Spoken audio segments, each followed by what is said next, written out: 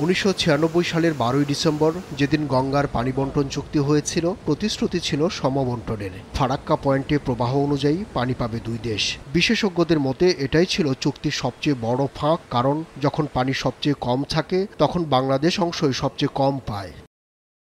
যৌথ নদী কমিশনের তথ্যমতে গত 29 বছরে দুই দেশের পানি বন্টন ঠিকঠাকই ছিল, অর্থাৎ বাংলাদেশ সব মৌসুমেই পানির ন্যায্য হিস্সা পেয়েছে। গত 29 বছর চুক্তি অনুযায়ী আমাদের যে অ্যাপ্রুভ গাইডলাইন ছিল সেই অনুযায়ী আমাদের একটা টিম ওখানে 5 মাস ডিপ্লয় থাকতো, 4 সদস্যের, দিনে 4 বার ফ্লো মেজার করেছে তারা।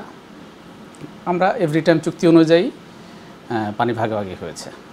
This is pretty sure, I can confirm you যে এটা চুক্তি অনুযায়ী, চুক্তির ক্লজ অনুযায়ী পানি ভাগাভাগি হয়েছে। যদিও গণমাধ্যম ও বিভিন্ন গবেষণা প্রতিষ্ঠানের উন্মুক্ত তথ্য বলছে বাংলাদেশের পানি প্রাপ্তির ন্যায্য হিস্সায় ঘাটতি ছিল বরাবরই। চুক্তি অনুযায়ী আমরা পাচ্ছি, কিন্তু যে বিষয়টা আসছে যে পানির পরিমাণটা কম, ফারাক্কা পয়েন্টেই কখনো কখনো এভারেজ ফ্লো থেকে কম পানি আসে। সেটা একটা বিষয়, যে সেটা কী কারণে কম আসছে। এটা কি আপ স্ট্রিমে কোনো ফারাক্কার আগে কোনো স্টোরেজ হচ্ছে কিনা বা ডাইভার্ট হচ্ছে কিনা, পানিটাকে সরিয়ে নিচ্ছে কিনা, এই বিষয়গুলো কিন্তু চুক্তিতে বলা ছিল না। চুক্তির মেয়াদ শেষের বাকি মাত্র 1 বছর। যৌথ নদী কমিশনের সবশেষ 2টি বৈঠকে চুক্তি নবায়ন প্রসঙ্গে আলোচনা হয়নি। পররাষ্ট্র মন্ত্রণালয় সূত্র বলছে 2024 সালে দুই দেশের সরকার প্রধানের বৈঠকে এই প্রসঙ্গে আলোচনা হয়েছিল এবং চুক্তি নবায়ন নাকি নতুন করে হবে এই নিয়ে আলোচনা করার জন্য একটি কমিটির সিদ্ধান্ত হয়। এখন পর্যন্ত কোনো পক্ষই এই কমিটি করেনি।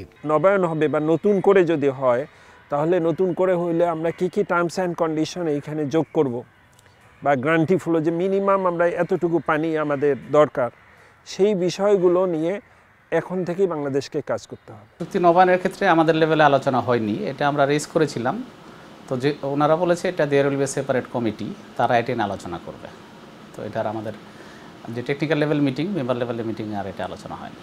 গঙ্গার প্রাপ্তি অপ্রাপ্তির খতিয়ান যেমনই হোক, আশার কথা হচ্ছে তিস্তা সহ আরও 6টি নদীর পানি বন্টন চুক্তি নিয়ে ডেটা বিশ্লেষণ করেছে বাংলাদেশ ভারত। তবে সবই নির্ভর করছে কূটনৈতিক দর কষাকষি ও রাজনৈতিক ইচ্ছার উপর অভিমত বিশ্লেষকদের।